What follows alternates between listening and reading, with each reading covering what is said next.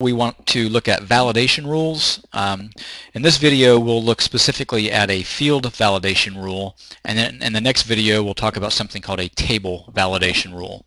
A field validation rule is just a rule that is specific to one individual field, and it just ensures that the user enters values that are acceptable for that field as defined by you, the database designer. And so if we look at the contract table, for example, we look here at the lesson length field and we can see that all the lesson lengths for this particular organization are either 30 or 60 minutes in length. And so to ensure that somebody doesn't accidentally type a 90 or 45 or something other than 30 or 60, we can control that using a validation rule. And so when we go back here to design view to set this, select the field of interest, which again is lesson length.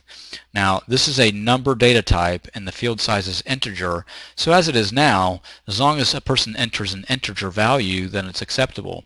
We want to whittle that down a little bit smaller to make it only 30 or 60 minutes as it's described up here in the description. The description is just FYI, for your information. It's not binding. A validation rule, which you'll see down here in the lower section of the field properties, is where you actually ensure that that occurs. And so to set a validation rule, you just use regular query syntax, just like you were setting a QBE from a couple chapters back.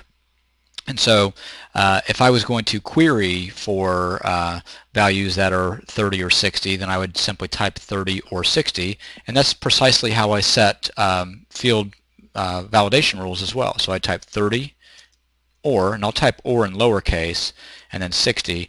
I usually like to type in lowercase because that way when I click off of it I can see that it jumps to uppercase, at least the first letter is uppercase, and then that tells me that Access understood the command. And so now I've defined the validation rule to say it's not good enough just to be a number integer, it's got to be these specific integers, one of those two. And a validation text is the text message that a person gets if they violate the rule. So you would type this just a normal English message, something like please ensure, or please enter, maybe is a better word, please enter either 30 or 60 as the lesson length, or something like that, something that's easy for the user to understand so they know what they've done wrong and what they have to do to correct it.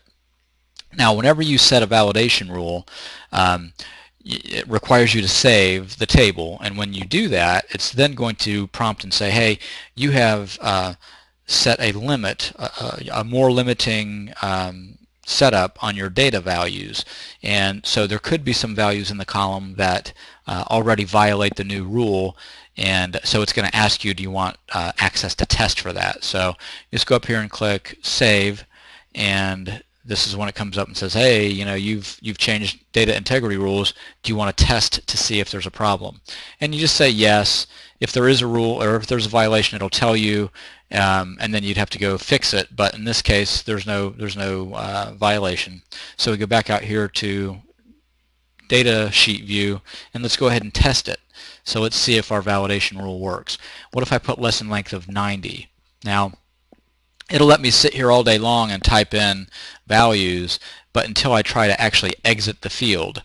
If I go to the next field down or anything like that, as soon as I try to exit that column or that field is when it's going to trigger that response. So now it's telling me, hey, please enter either 30 or 60 for the lesson length. So I say okay, and now I can type 30, or if I just want to accept what was once there, I just simply press the escape key a couple of times like that, and it'll take it back to 30. So that's how you set a field level validation rule. We'll come back in a minute and do a table validation rule.